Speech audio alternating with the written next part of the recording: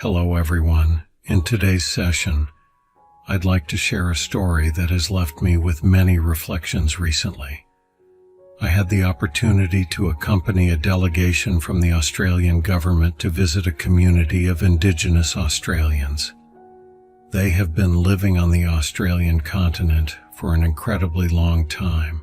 As scientific studies suggest, they arrived and settled on the continent approximately between 50,000 to 70,000 years ago. If you ever visit Australia and buy souvenir items, you might notice distinctive patterns with circular dots in red or black colors. These are the famous Aboriginal artworks, and they hold cultural significance, registered and recognized. I've previously written an article on the longevity of Indigenous Australians on the Ngak'u website, exploring why they have endured for so long without progressing in the same way as other civilizations. It's a fascinating topic, and I'll provide the link in the description below. Now let's delve into the modern history of Australia.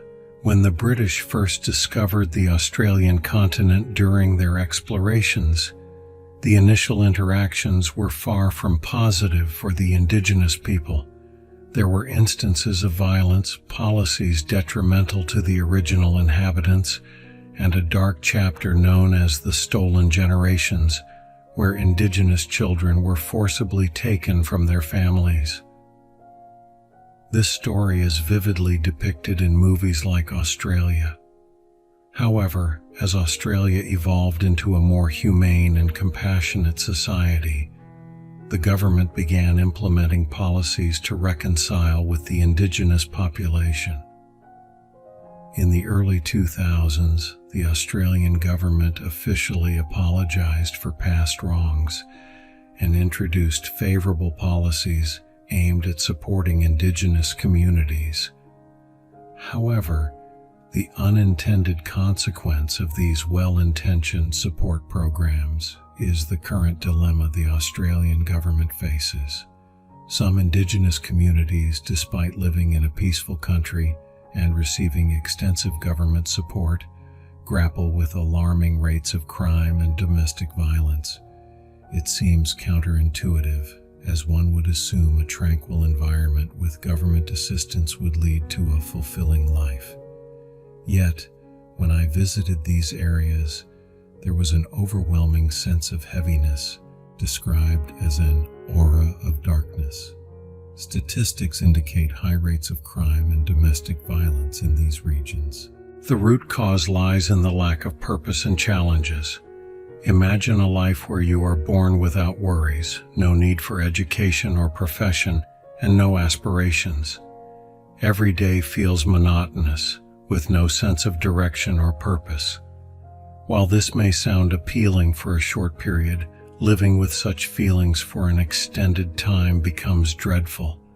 Consequently, these communities turn to stimulants and engage in destructive behaviors, contributing to the persisting issues. As part of a government project, I am working on finding solutions to address these challenges.